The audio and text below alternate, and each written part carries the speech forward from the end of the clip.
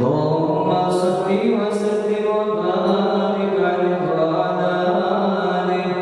أعوذ بالله من الشيطان الرجيم. بسم الله الرحمن الرحيم.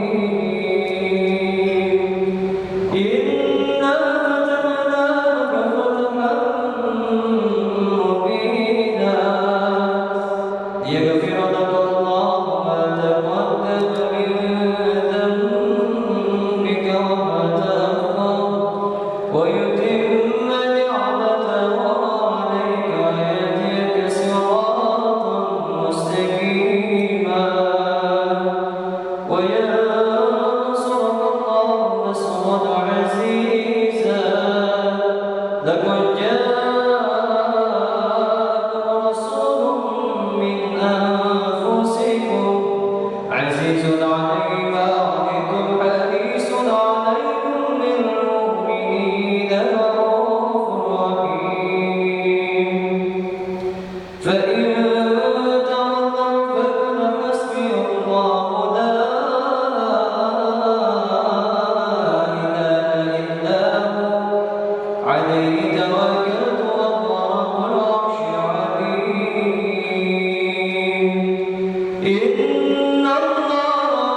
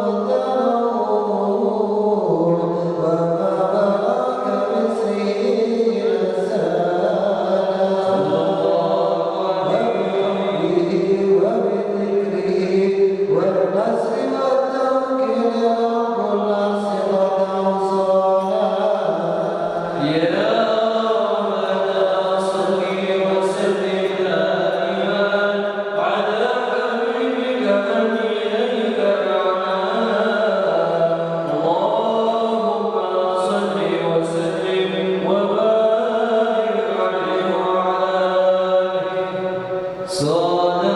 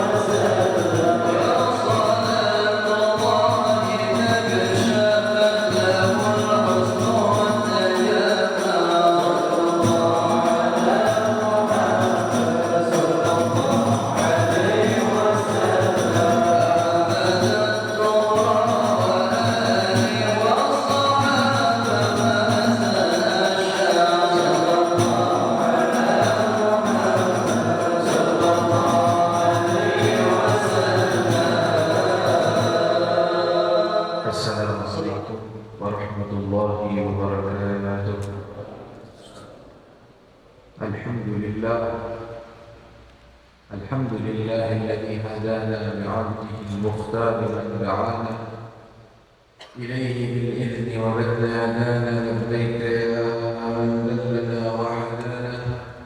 اللهم صل وسلم على سيدنا ومولانا محمد نورك الساري ومددك الجاري، واجمعني وإياهم به في كل أطوارنا وعلى آله وصحبه يا نور. Alhamdulillah atas limpahan nikmat yang Allah Subhanahu wa taala curahkan kepada kita. Alhamdulillah yang masih terus pemberian Allah tidak pernah putus kepada kita. Alhamdulillah atas digerakkannya hati kita sehingga kita berkumpul bersama-sama dalam rutinitas kita Jalsatul Itsnain Majlis Rasulullah sallallahu alaihi wasallam. Ma'asyiral muslimin wal muslimat rahimakumullah. Kita bersyukur kepada Allah Subhanahu wa taala juga atas masuknya daripada bulan Rabiul Awwal, bulan lahirnya baginda Rasulullah sallallahu alaihi wasallam. Bulan di mana kita semua dan seluruh daripada umat merayakan dan berbahagia dan mengenang terus kepada sosok Rasulullah sallallahu alaihi wasallam. Di mana ini adalah suatu nikmat yang Allah anugerahkan kepada kita, sehingga kita termasuk golongan orang-orang yang bahagia atas datangnya bulan Rabiul Awwal. Orang-orang yang gembira mengingat dan mengenang Nabi Muhammad sallallahu alaihi wasallam. Maka hendaknya kita meningkatkan lagi kecintaan kita kepada Rasul sallallahu alaihi wasallam. Tingkatkan lagi salawat kita kepada Nabi Muhammad sallallahu alaihi wasallam. Kita perbanyak lagi menghidupkan sunnah-sunnahnya Nabi Muhammad sallallahu alaihi wasallam. Kita lihatkan bukan saja di bulan Rabiul Awwal, tapi seterusnya. Tetapi bulan Rabiul Awwal ini sebagai pemicu kita, sebagai penyemangat kita, sebagai pemberi daripada dorongan lebih kuat lagi untuk kita lebih cinta kepada Nabi Muhammad sallallahu alaihi wasallam. Ma'asyiral hadirin wal hadirat rahimakumullah. Sebagaimana biasanya kita di dalam rutinitas majlis Rasulullah Jalsatul Itsnain, kita membaca dan merenungkan kitab An-Nasaih Ad-Diniyah karya Al-Imam Al-Habib Abdullah bin Abdul Haddad nafa'anallahu bihi wa bi'ulumihi fid dharain amin.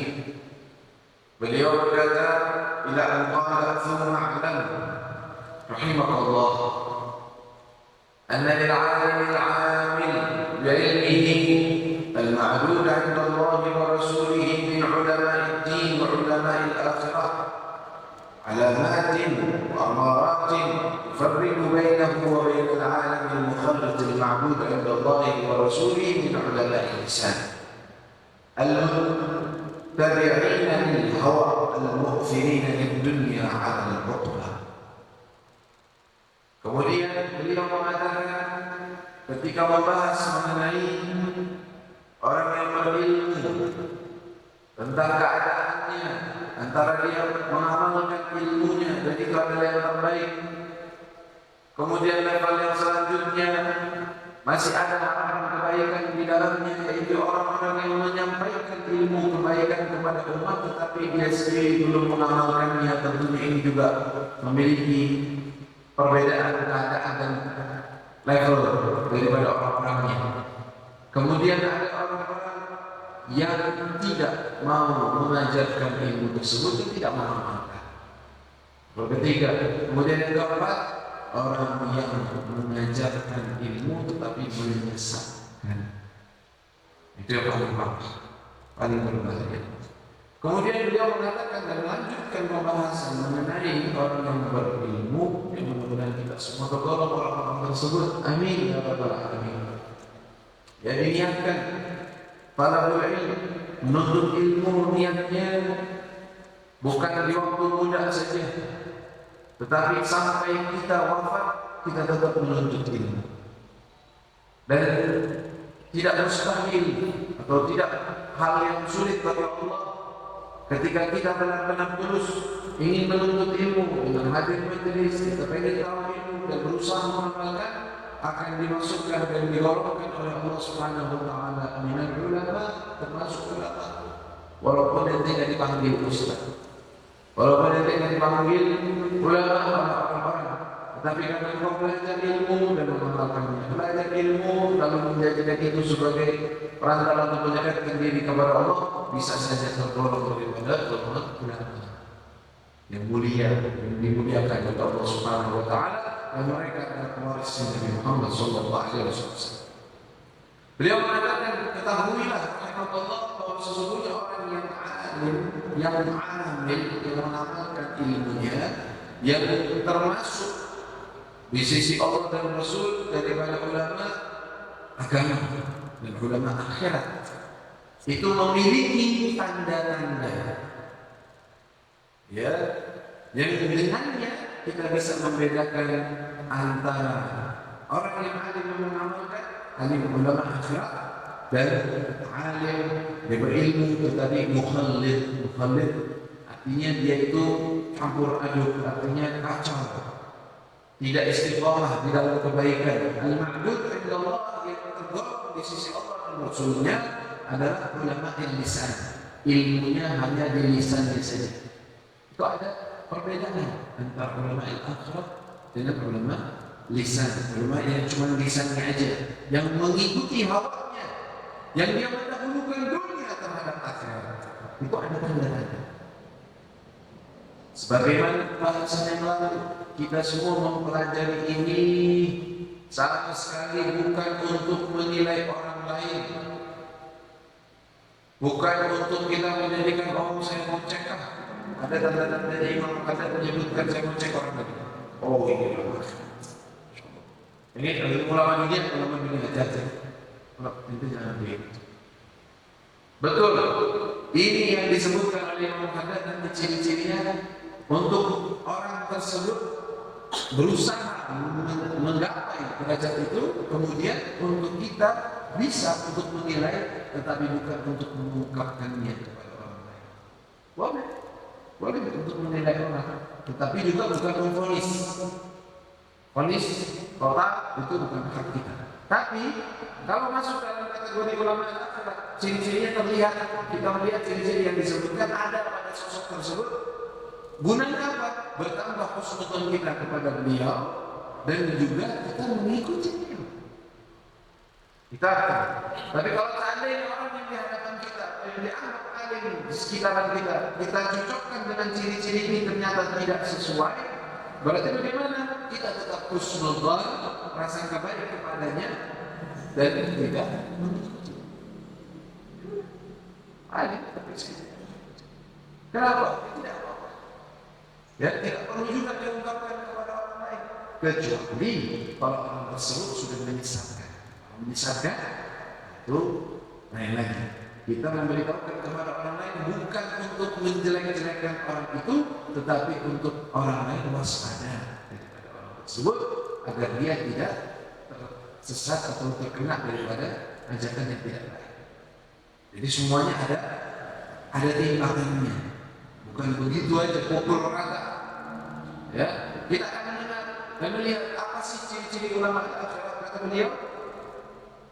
Famin alamatil alim al-ma'dud min ulama'il akhirat, termasuk tanda-tanda ulama yang alim dan dia itu ulama akhirat. Bagaimana cirinya? Qala an yakuna khashi'an mutawaddi'an khaifan wajilan mushfilan min khashyatillah. Sifat pertama, hendaknya dia itu orangnya khusyuk, mutawadhi', rendah hati, tawadhu', khaifan wajilan, dia takut. Khaif wajil, kurang lebih mirip arti takut, ya. Musyfiqan, min khasyatillah. Dia merasa takut. Kenapa semua? Daripada khusyuk kepada Allah. Dia punya rasa takut kepada Allah, penghormatan, pengagungan kepada Allah Subhanahu wa taala. Tentunya ini sifat hati. Ya, tetapi biasanya lihat ini cara-cara dia bermuamalah, cara dia beribadah, cara dia bertransaksi, cara dia berbicara. Terlihat apakah dia takut kepada Allah atau tidak. Biasanya begitu. Kemudian zahidan fid dunya. Dia itu orangnya zuhud terhadap dunia. Artinya tidak membesar-besarkan urusan dunia. Tidak menjadikan itu sebagai tujuannya. Tidak menjadikan itu sebagai apa yang dia cari. Tapi dia memiliki keinginan adalah akhirat, bukan untuk dunia. Zahidan fid dunya. Hatinya zuhud terhadap dunia. Apakah berarti harus miskin, tidak punya apa-apa? Nah juga. Ya, berapa banyak orang yang punya sesuatu zahidan fid dunya, dia itu zuhud terhadap dunia. Hatinya tidak terikat. Hatinya tidak punya ketergantungan, biasa-biasa saja. Ada, dia syukuri. Tidak ada, dia ikuti. Tidak dibesar-besarkan, tidak dianggap harus, tidak dianggap kalau nggak ada ini yang sengsara. Ada zuhud, memiliki sifat zuhud. Tapi berapa banyak orang yang nggak punya, tapi ghairu zahid. Nggak punya, nggak punya harta, tapi hatinya pengen. Ghairu zahid. Dia bukan orang yang zuhud, dia sepele. Nah, cirinya orang-orang akhirat zahidan fid dunya. Dia itu tidak menginginkan dunia. Terus bali'an bil yasir ini. Dia merasa cukup dengan sedikit dari dunia tersebut. Besar-besarkannya tidak itu sebagai tujuan. Kemudian munfiqan lil fadhi'i an hajatihi min afiyih. Dia menginfakkan, mengeluarkan yang lebih yang ada di tangannya, yang melebihi kebutuhannya, dia keluarkan, dia infakkan di jalan Allah Subhanahu wa taala. Dia lihat mana yang paling afdal, paling bagus, dia infakkan. Boleh terus. Sehingga dunia yang dia pegang, apa yang dia miliki daripada harta ataupun apapun itu dijadikan olehnya sebagai perantara untuk kebaikan, untuk memenuhi hajat-hajat yang memang dibutuhkan untuk akhiratnya. Nasihat li ibadillah. Dia memiliki sifat nasih, memberi nasihat kepada seluruh hamba Allah. Apa artinya memberi nasihat? Apakah artinya harus ceramah? Belum tentu dia berceramah. Terus katanya nasihat. Nasihat itu artinya memberikan yang terbaik kepada orang lain. Dia selalu berharap kebaikan kepada semua. Yang miskinnya pengen dia baik, pengen takwa. Yang kayanya pengen dia soleh, pengen dia. Yang pemimpinnya dia berusaha untuk orang tersebut menjadi orang yang benar, orang yang istiqomah. Begitu. Kepada seluruh hamba Allah, nasihat. Dia memberikan yang terbaik. Bukan harus memberi nasihat lisan. Walaupun kadang-kadang ungkapannya dengan lisan. Tetapi kalimat nasihat itu lebih luas dibandingkan cuma nasihat lisan. Nasihat di ibadillah syafiqan alaihi. Dia lembut kepada mereka, kepada hamba Allah. Kasih sayang, penuhi hatinya dengan kasih sayang. Tidak ada kebencian dalam hatinya. Kalau kesal atau marah terhadap seseorang, marahnya karena Allah ingin kebaikan kepada orang tersebut, bukan marahnya untuk dirinya. Kesal, kalau orang tersebut mungkin dengan kata yang paling keras atau tegas, tetapi tujuannya menyelamatkan orang tersebut, sayang kepada orang tersebut. Beda antara orang kalau dah menegur orang karena benci, bukan, tetapi karena kasih sayang dan kelembutan pada hati. Kemudian apa lagi? Rahim bihim, memiliki kasih sayang yang luas. Syafiqan, dari syafiqan berarti lembut, ya, dan rahiman, dia rahim, dia baik, dia rahmah, dia kasih sayang kepada semua. Tidak ada dalam hatinya dengki, tidak ada dalam hatinya hasad, iri kepada orang lain. Lihat orang senang, tidak tahu rasa. Lihat orang punya, benar-benar Allah tambah kasih senang Saya bahagia dengan orang-orang senang. Tidak ada dalam hatinya kebencian. Kalau ada dalam hatinya kebencian, dari sini ulama al-akhir belum masuk kategori ulama al-akhir. Masih dalam dunia. Ada mungkin hafal ilmunya, mungkin Quran dia hafal, hadis dia hafal, kitab dia baca, ngerti buku-buku syariat kamu. Tapi kalau tidak memiliki sifat-sifat ini, masih belum masuk dalam kategori. Dan kita semua tertolong daripada orang-orang yang mulia ini. Karena ini sifat yang mengatakan nantinya akhirnya adalah sifatnya yang harus dimiliki oleh setiap mukmin, bukan cuma ulama doang. Bukan yang sekarang tidak bawa ini sifat yang terjadi. Anda ada urusan ini, kan? Itu juga begitu harus. Kita juga begitu. Nah, amir bil ma'ruf, selalu mengajak kepada perbuatan yang baik. Ajak orang-orang kepada kebaikan. Nahiyan 'anil munkar, dia larang terhadap sesuatu yang munkar dan salah. Tak boleh ini tidak baik. Ditegur, kemudian dilakukan sebisanya dengan cara yang terbaik.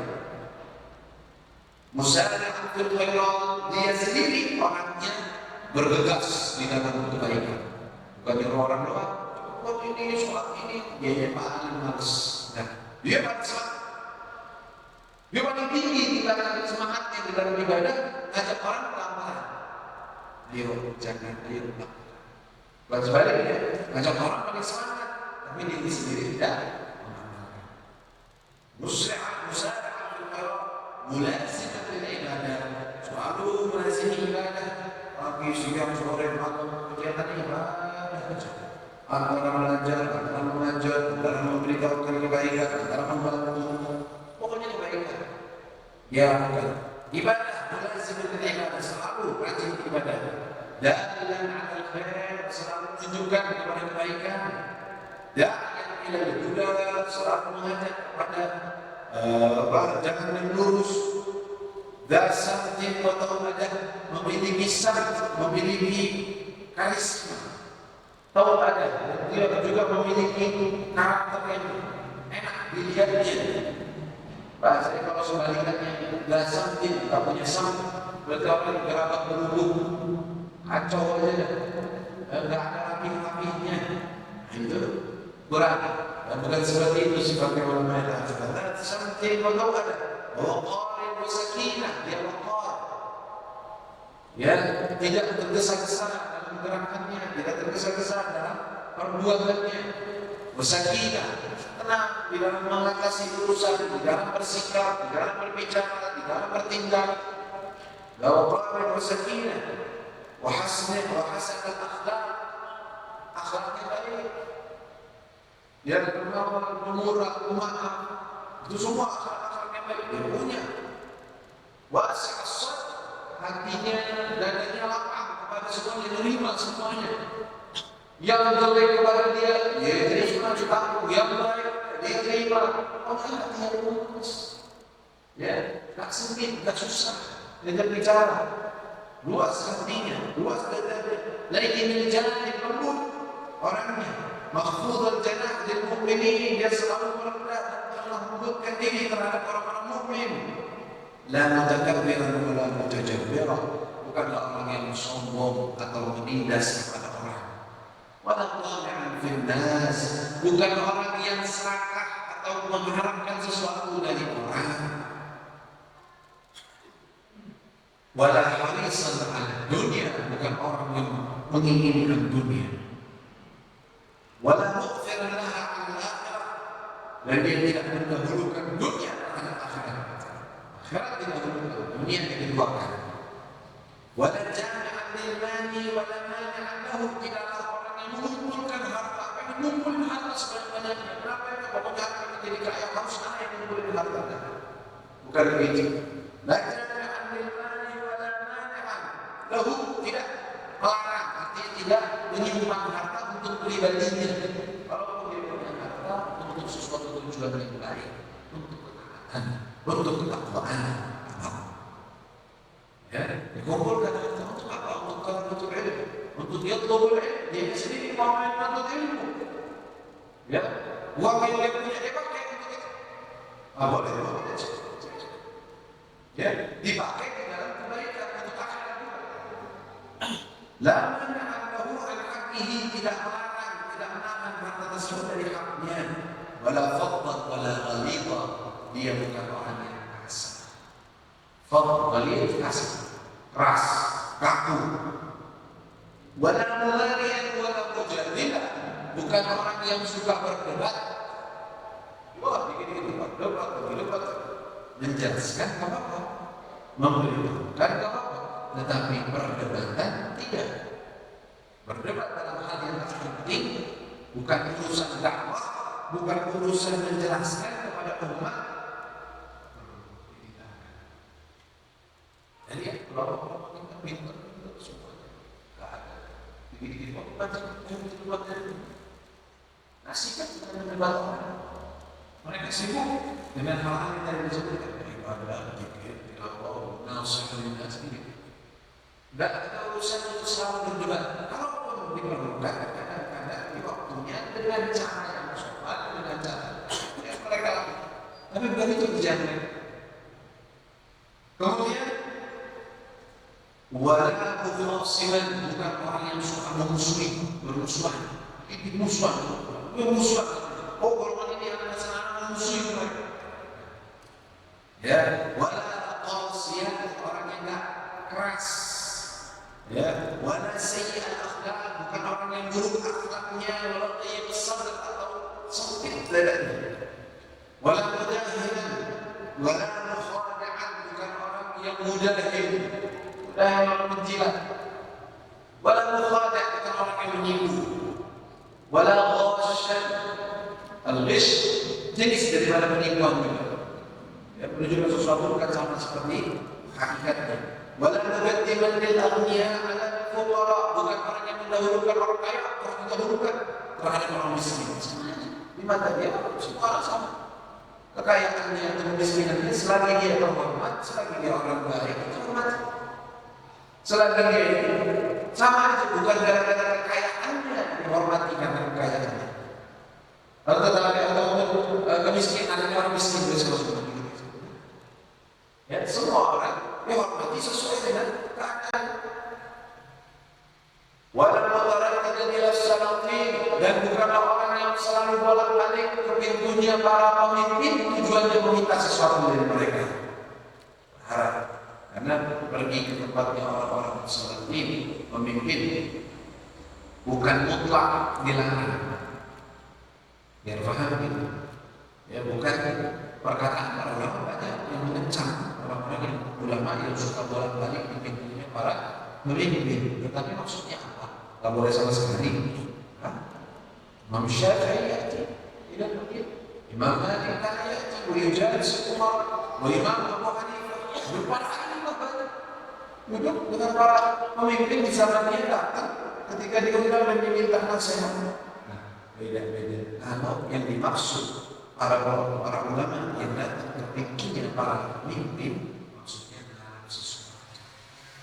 Dia datang ke sana, harap dunia buat dia, harap dia dikasih kerjaan, harap dia dikasih sesuatu daripada urusan dunia untuk pribadi dia, itu tidak. Tapi kalau datang ke sana untuk memberi nasihat kepada saudara, kepada ahli-ahlinya, pada orangnya, dan orang tersebut mau mendengarkan, itu bagus. Kalau nggak begitu gimana cara? Ya, siap mereka yang dapat nasihat. Ya, begitu juga kalau di sana untuk memberi syafaat. Tahu memberi syafaat? Maksudnya gimana? Misalnya ada orang dihukum padahal dia nggak salah. Dia kenal, dia orang nggak salah. Nah, dia terlalu terburu-buru di dalam memberikan keputusan. Datang. Bayangkan saya akan cerita Fulan bin Fulan yang terpenjara itu. Menurut saya dia orang baik, dia tak masalah. Coba kamu cek lagi keadaannya bagaimana. Sangat kesulitan. Fulan, sudah dia coba lihat. Dia betul-betul sudah dia maafin. Dia lepas. Jadi seperti itu. Siapa? Kalau dia memberi syafaat atau ada orang-orang membutuhkan, ada orang-orang di desa saya butuh uang nanti bagi-bagi uang ke sana ke sini itu kan orang-orang kasihan, nggak punya apa-apa mereka, sangat membutuhkan. Harus lihat anak mereka. Oh begitu, kalau begitu saya kasih, saya akan berikan, saya utus orang-orang untuk memperhatikan mereka. Mereka juga datang ke sini bukan tujuan mau minta, tapi mau mintakan untuk orang lain, bukan untuk sini. Buat siapa? Itu dibawa, dan itu bukan hal yang tercela. Kalau kita tahu bagaimana caranya, apa saja ya aturan-aturannya. Kata beliau, wala sakitan 'anil inkar 'alaihi ma'al qudrah, bukanlah orang yang diam dalam mengingkari kepada para sultan, para pemimpin, padahal dia mampu untuk mengingkarinya. Pemimpin melakukan hal yang dosa, yang salah, benar-benar salah dalam syariat, dia bisa mengungkapkan, memberi nasihat, dia menjadi apa nasihat mereka. Tak boleh ikut. Dia berani datang ke salah. Ini salah. Ini kan. Ya, dia mengungkapkan sesuatu yang salah, diberi nasihat. Dia seperti itu. Kemudian sifatnya wala muhibban lil jahi wal mali wal wilayat, bukan orang yang menyukai jabatan, menyukai harta, menyukai wilayah, artinya suka untuk mendapatkan kepemimpinan di suatu tempat. Bahkan para ulama saleh kalau ketika mereka diminta oleh Nabi, oleh Rasulullah untuk jadi qadhi, qadhi itu jadi hakim. Hakim itu sebenarnya apa? Kalau dia bisa bertakwa, bagus, berpahala besar. Tapi karena rawan, keadaan yang sangat rawan, mendapatkan harta jelas, mendapatkan ini dan itu, dan kebanyakan para ulama menolak, tidak mau. Bahkan sebagian dari mereka ada yang sampai dipecut karena menolak untuk menjadi seorang hakim yang memiliki jabatan. Mirip ya seorang sekarang ya. Ada nggak begitu diminta untuk jadi hakim itu jadi hakimnya? Atau malah sekarang ya orang diri sendiri bayar untuk jadi itu. Apa untuk hidup deh kalau ada sekarang tidak dapat ganti. Terjadilah hal-hal yang semacam itu. Dan itu sudah terulang dari dulu juga ada model-model begitu kan. Ya, tapi ini ciri ulama akhirat begitu mereka biasanya menolak secara total. Apakah berarti tidak boleh ulama akhirat menjadi seorang qadhi atau seorang yang memiliki jabatan? Bukan begitu, bukan mutlak. Boleh saja. Terus sih Umar bin Khattab jadi khalifah. Para sahabat yang lain ini gubernur di suatu wilayah, nggak apa-apa. Terus gimana? Tapi mereka tak mencarinya, mereka tidak mau, mereka terpaksa. Kalau ada yang lain misalnya, nggak peduli. Itu sifatnya. Jadi mereka melakukan itu dengan amanah. Ada banyak ulama-ulama kita jadi qadhi, jadi orang hakim, jadi ulama besar, jadi orang soleh, orang taqi, bisa, boleh aja. Dan banyak juga orang-orang yang ada pemimpin bisa menjadi orang yang memimpin, bisa saja, tapi mereka tidak mencari bagus. Mereka lari dari hal tersebut, datang dengan terpaksa, maka mereka laksanakannya dengan sebaik-baik. Bagaimana kalian tidak boleh, bahkan dia itu orang yang tak suka semua hal tersebut daripada kedudukan, harta dan semua. La yaqulu bi syai'in huwa la yulamisu illa min hajatin aw darurah. Tidaklah dia memasuki dalam hal tersebut dalam hal kepemimpinan atau hal yang lainnya kecuali untuk keperluan dan darurat. Kalau memang itu darurat, ya udah mereka ambil dan mereka lakukan. Mobil jumlah beliau secara jumlah, secara global atau kesimpulannya, yakunu muttasifan bi jami'i ma yahiqu 'alaihi al-ilm. Dia memiliki sifat-sifat yang memang dianjurkan oleh ilmu. Ini bukan menganjurkan orang mukmin, orang yang soleh menjadi begini. Nah, dia harus memiliki semua sifat-sifat itu. Baru masuk kategori beriman. Wa ya'muru bihi min al-akhlaq al-mahmudah, dan apa saja yang diperintahkan oleh syariat daripada akhlak-akhlak yang baik, wa amal saleh dan amalan-amalan yang saleh. Mujanniban likulli ma yanhahu al-ilmu anhu min al-akhlaq wal a'mal. Lebih menghindari segala sesuatu yang dilarang oleh ilmu agama daripada akhlak yang buruk dan juga si amal-amal yang bercela. Wa hadhihi asya' allati dzakarnaha. Dan segala hal yang kami sebutkan tadi, ya, fi wasf ulama al-akhirah, daripada sifat ulama akhirah, yajib an yatahalla biha wa yattasifu biha kullu mu'min. Haruslah memiliki sifat-sifat itu setiap mukmin. Jadi itu tadi yang saya sebutkan, bukan sifat khusus untuk ulama. Kalau itu dituntut sifat seperti itu, kan ada ulama, kan ada orang biasa. Nah, harusnya yang memiliki sifat-sifat seperti yang tadi disebutkan, semua orang mukmin memiliki sifat tersebut. Tapi kok disebutnya kepada ulama? Kata beliau, bayar annal alim aula bil ahad. Tapi orang yang berilmu itu lebih layak untuk memiliki sifat itu, lebih berhak untuk memiliki itu. Bukan berarti dia doang, kita semua dituntut untuk memiliki sifat-sifat yang tadi disebutkan. Wahai alaihi awjab wa akad, bagi dia lebih wajib, lebih akad, lebih pasti. Li'annahu, kenapa? Karena dia li'annahu alamun bihi yuhtada. Dia adalah sebagai petunjuk, sebagai bendera, sebagai petunjuk yang dengannya orang-orang ikutin. Orangnya cinta dunia ikutin. Orang kita suka dunia, mikirnya akhirat, selalu tujuannya ikutin begitu. Karena dia itu petunjuk bagi orang-orang. Wa imamun bihi yuhtada, dan dia adalah imam dan orang-orang mengikutinya. Fa in dhalla al-baghawa wa athara dunya 'ala al-akhirah, kalau dia tersesat dan dia keluar dari jalan yang benar dan dia lebih mendahulukan dunia terhadap akhirat, kana 'alaihi ithmuhu wa ithmu man tabi'ahu 'ala dzalik, maka dia memiliki dosa pribadi karena tidak melakukan dan dosa orang-orang yang mengikutinya atas hal tersebut. Contoh, Ustaz, ingin marah, dikit-dikit orang digampar, dikit-dikit orang dimarah, misalnya. Jangan ngomong fulan-fulan, kita nggak tahu dah siapa. Nah, kalau lihat siapa dan nggak ngomongin siapa.